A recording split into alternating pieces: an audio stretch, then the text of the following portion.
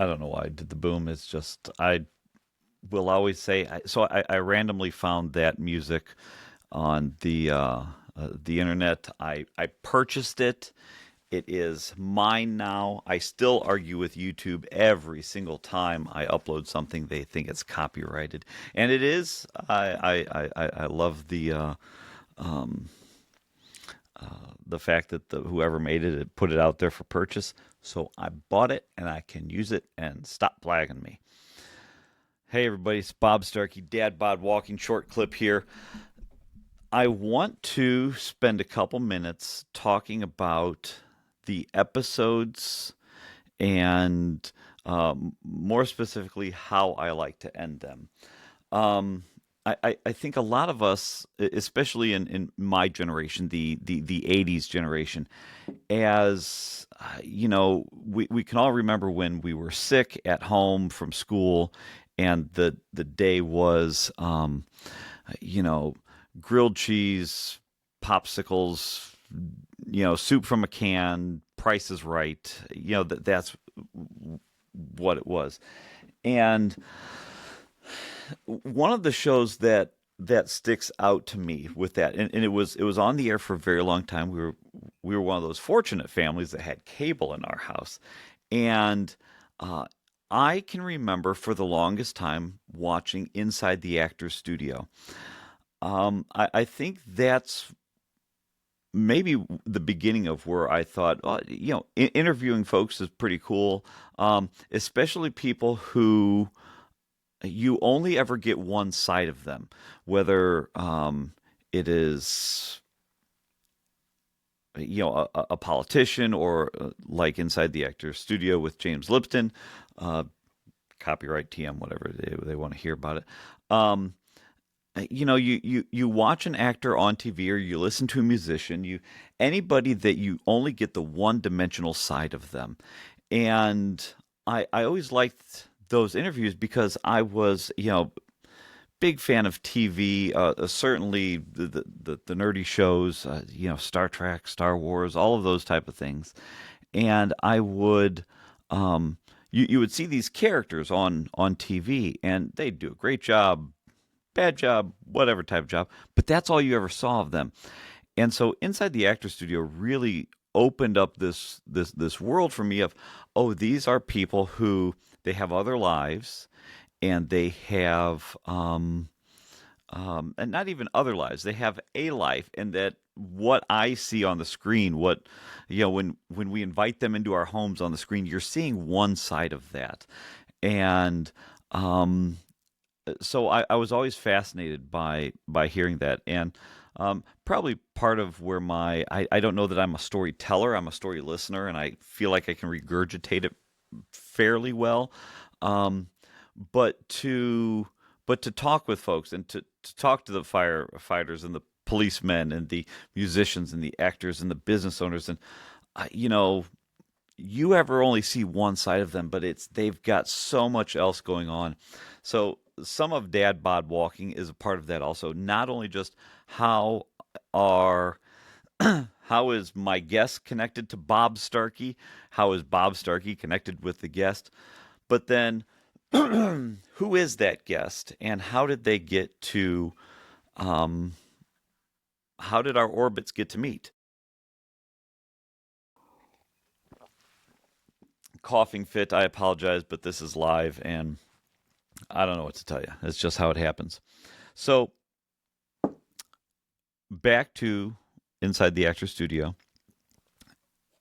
he would ask questions about their craft and how they do things, why they do things, and it was very much a work centered um, conversation. Which again, if I'm going to, if I had met a teacher, which I had episode 107 of Dad Bod Walking, has Tim Vassar. It just first off, an amazing guy. He's on the school board now where he's at, but he was an administrator. I met him when he was a teacher. That's annoying. I apologize. So I met him as a teacher. So a lot of the conversation focused on, hey, I was a student, you were the teacher. Let's talk about that. What got you into teaching? And then it evolves into you go on from teaching to school administration, and then that opens the floodgates to talk about everything else. And I feel like that's what the actor studio did. It was a lot of, okay, you acted in this movie. Talk about that process. How did you get into that character? What other characters do you like? What other movies have you been in? How do you find interactions with your characters with other characters played by other people? Then how do you find your interactions then with those people? And so that really kind of cracks the nut on the conversation. But one thing he always ended on, which I thought was always just so humanizing, um, was the Bernard Pivot questionnaire. And that's the 10 questions that I think most people don't know the Bernard Pivot questionnaire, but they just know if anything, they know it as the inside the actor studio questions. What's your favorite word? What's your least favorite word? What else would you do? What sound do you love?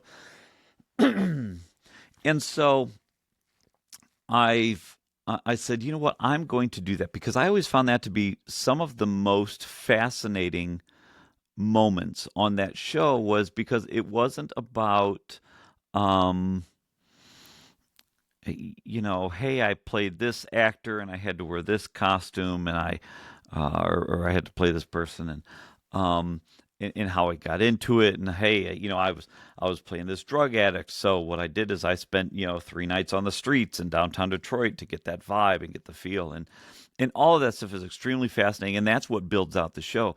But to me, the very end, and I think maybe that's why he ended it that way, is because it was, okay, now this is you and me. We're talking here, and these are your questions. Now, when I book folks on the show, I specifically ask them, I said, are you going to look at these questions or are you just going to be surprised by them? Um, uh, and I've had a mix of both. Some folks read it so they have some context, some idea of, hey, what's going to ask. But what I'm never looking for is I'm never really looking for a church answer. What I'd like is just those, short, word salads that come out. I say sky, you say blue. I say water, you say wet. I ask, what's your favorite word? And you say transcendentalism. That's probably not your favorite word. But that's the idea, is that at the very end, these 10 questions are you, are the person that I'm talking to. So it's, um, a lot of people have this identity of, oh, I know Joe, he's a firefighter. Okay, but Joe's a lot more than a firefighter, but that's how you know him. And so I've always felt that these questions here get us through and we get to know the actual person. I'm going to read them off to you now. And I, I still don't know if I want to answer them or not. I think secretly one day I hope someone asks me these questions. Um, uh, oh, hell, maybe I'll just answer them now.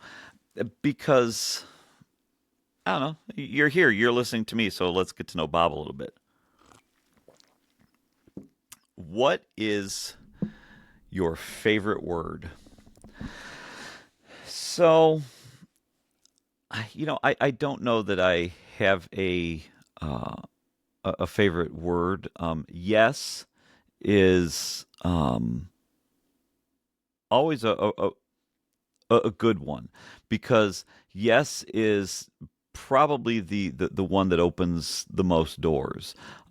If you ask a question, if you're looking for help, looking for a guidance, a path forward, yes to me is the door opener, and that leads to possibilities, to options. Um, and I tell you, having been at a few spots in my life where I had very few options, at times dealing with different things. I'm not saying that I haven't been excessively blessed, well beyond what I deserve, but to be without options is tough. So to hear yes opens those doors, and so I would have to say yes is one of my favorite words, if not the sentiment behind yes. what is your least favorite word? You would think no would be the answer, uh, but it isn't. No just means I try again. Um, I've done a dozen of these episodes now. Um, Funny, I think most people dislike the word moist because it just gives them the heebie-jeebies. Um, I my least favorite word, and my good dear mother and my sister use this word a lot, and I can't stand it. It makes me want to throw this beautiful mug at a wall, and it's the word rich, but in the context of eating a chocolate cake or something like that. This is rich. I don't know why. This is again my show. I can say what I want, and you're allowed to have your own least favorite words. But rich in the context of um, food, I don't know why it gives me the ah, cringe. It doesn't have to make sense either. The third question he had up now, if I'm not mistaken, the Bernard Pivot questions, he postulated these. I want to say in the '60s. So I've had to reword this a little bit because one, I don't want to incriminate anybody, um, but the question was, what is your favorite drug? And I've had some folks on the podcast who they'll say, "Oh, alcohol or marijuana or whatever." I know that there's some folks got coming down the line that where their favorite drug is going to be running or exercise. I've modified it to what is your favorite feel good drug? Um, I got to tell you, if so a drug can be really just anything, and that's fine. Um, I Two parts to this. I think my favorite feel good drug, if we're going to take drug to be a bad thing. Hey, what's your favorite bad thing? I got to tell you, for me, it's convenience. Probably why I have the dad bod. Um, I'm addicted to convenience. So um, there's that. Um, but my favorite feel good drug or something that if we're now going to say that a drug that just takes you someplace else. I'm not really a drinker. Folks have seen me out and had a few beverages, and then it'll be 3 years before I have another one. That's just not my thing. I won't go to a Mexican restaurant and order a margarita. It just doesn't do anything for me. Unfortunately, admit this out to the world. If I'm going to have a few cocktails, I like to have a few cocktails, and then I'm not driving home. I'm not sitting there having tacos. It's not my thing. So, yes, I have, and I will again. I just don't really. But if I'm going to ingest something, if I'm going to take something that takes me someplace else, um, uh, it's going to be dark chocolate, and I don't even, uh, you know, milk chocolate tastes better in my opinion. But there's something about dark chocolate that I can take that and I can just sit back and I can be transported somewhere else. Um, so there's that. Fourth question up is, if you were reincarnated and could be anything else, what would it be? Oh, I don't know. I would say a tree. And it wouldn't be anything with wings. I'm terrified of heights. Um, I'm too claustrophobic to want to be a fish because you're underwater and you're trapped, and I don't have any desire to do that. Um, Other animals, I mean, I don't know. I don't know why I would want to be a dog or a rabbit. But if I was something else, I like the idea of a tree in that um, you're rooted in the ground. You provide shade and a home for critters. Um, it's There's something beautiful about being outside and hearing the wind blow through trees and hearing those leaves. And so there's something in my mind, what I envision of a tree is very, very peaceful, and it serves a lot of different purposes. So, yeah, if I wasn't Bob Starkey, I'd love to be an oak tree in the backyard with a kid swing hanging off me and a bird's nest and squirrels having fun and providing shade and being of some use. So, I don't know if that was the point of the question, but that's what I'd like to be. What noise or sound do you hate? And if I was better prepared, I'd know the word. But those of us that have what I'm about to say, you know the word. I cannot stand the sound of people chewing. It drives me up a wall. I would say it's plagued me more in the last 10 years than the previous 30 before that. But it is to the point now where at family functions, at Thanksgiving, I don't eat at the table. Um, uh, at my folks' house, they have a kitchen and a dining room all attached, all one big room. I will stand in the kitchen over the sink with my plate, and I will eat it there because I mean I have aside from Liam, and I think it's just because that paternal love, every single one of you bother the hell out of me when you eat. It's just the mashing and the gnawing and the grinding of teeth and the cleaning of and cleansing of the palate, and it drives me up a freaking wall.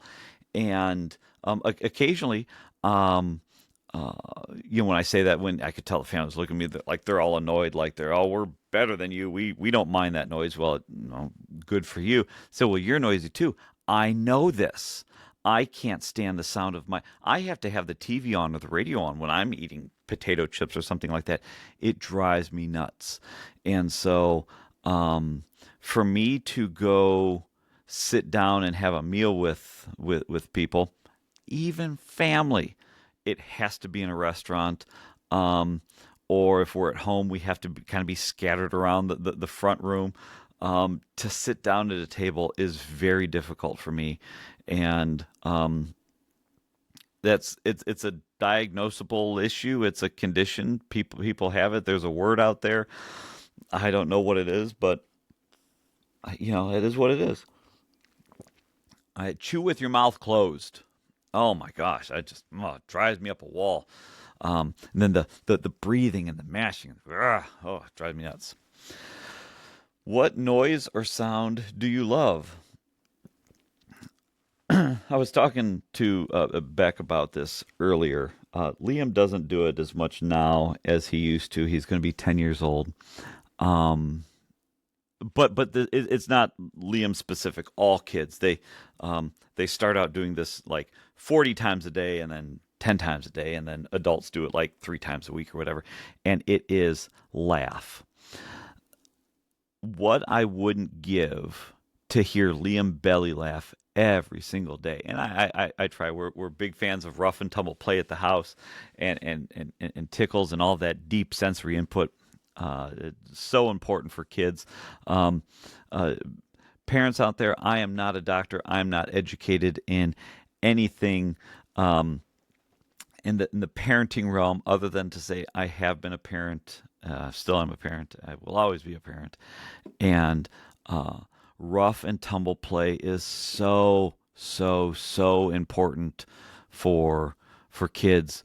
They learn to wrestling is amazing for kids, boys and girls, doesn't matter, because you learn boundaries. Okay, I can do this to a person, and it hurt them, so now I have to back off, or I can get in there.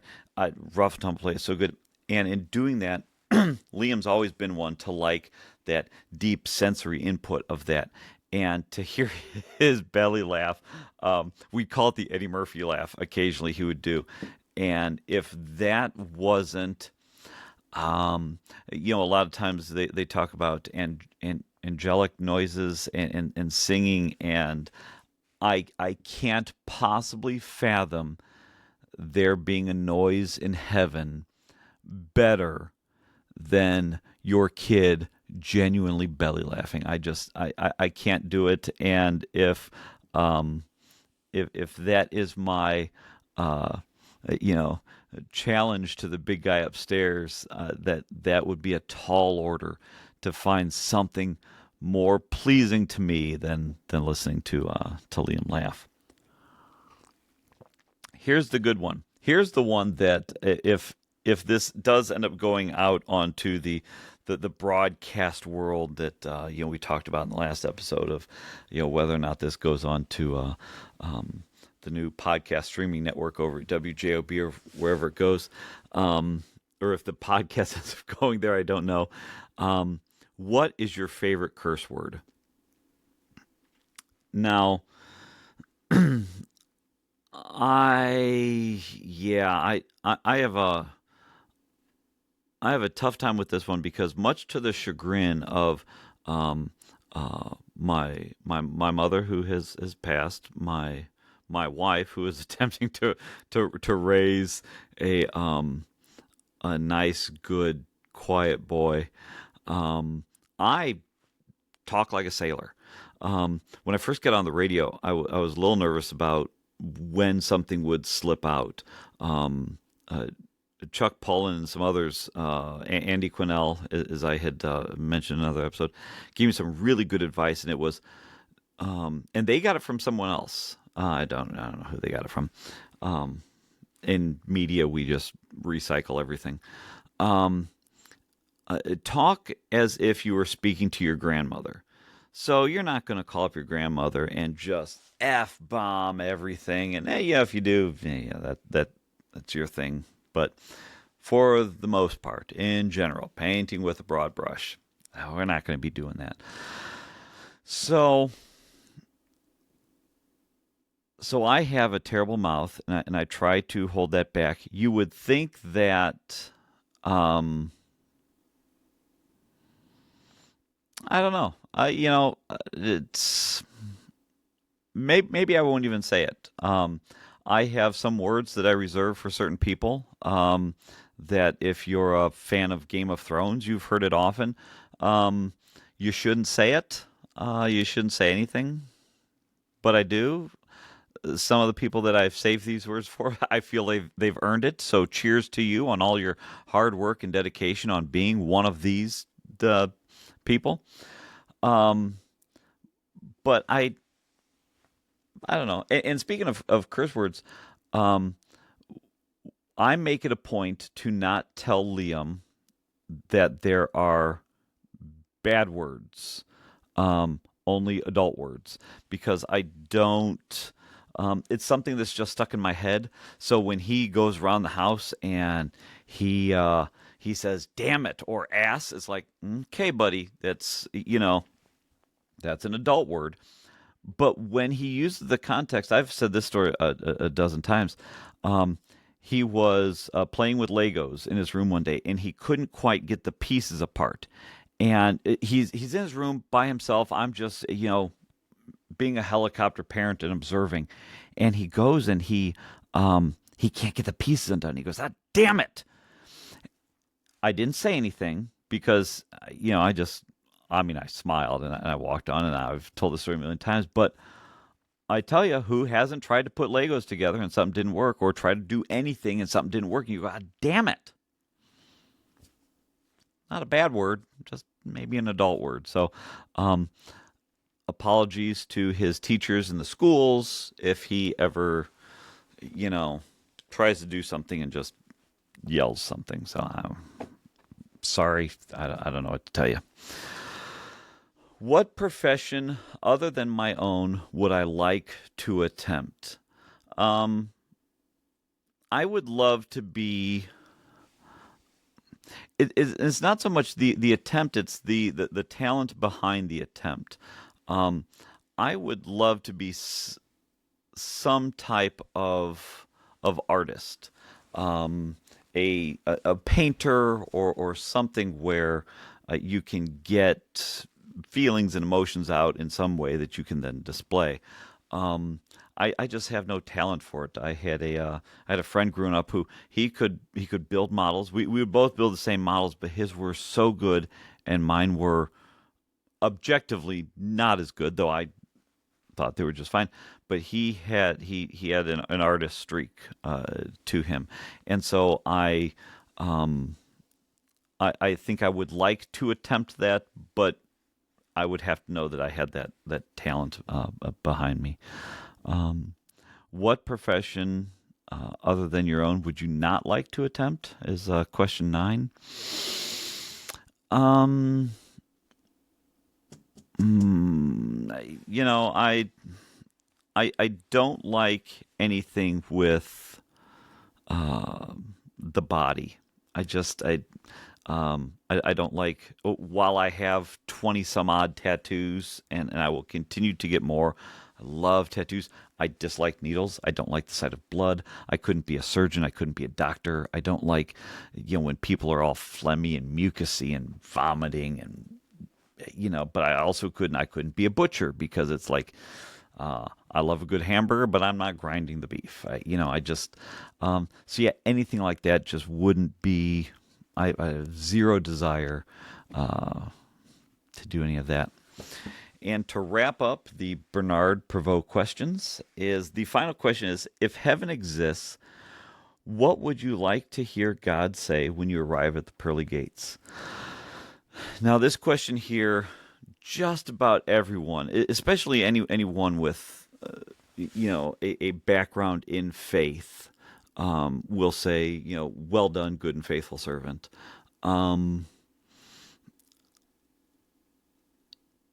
And I certainly, you would want to hear that. Other folks have, just a wide variety of things.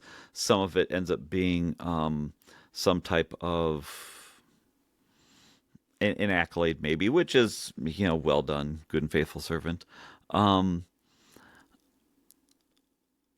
torn, because in my estimation, I know it's written in the Bible, more or less, how that process will work, and what'll happen. And then there's theologians who have a million different ideas. But boy, would I like to go there and, just be welcomed with a background of everybody who, who I knew, who's passed. But yeah, I don't know. I'm even okay with no words. No words if I'm there. I there's a show out there that I only ever see the clips. I don't even know what show it's on, but there's the character. He's an ominous, and he's got that really good. It's an African American actor. I don't know, but he's got that really good, timbre in his voice that is hard for pasty white dudes to do. And there was a scene where he was weighing someone's heart against their whatever they did in life, and it balanced. They've been weighed, and I always like that scene. I think it's pretty cool.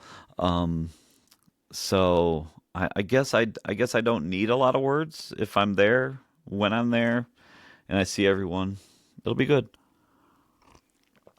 So that, my friends, are the Bernard Pivot questions. I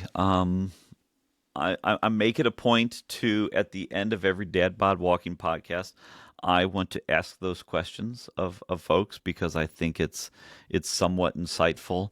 When you ask an actor what else they would want to do, you're not talking with an actor. You're talking with a person who has other aspirations.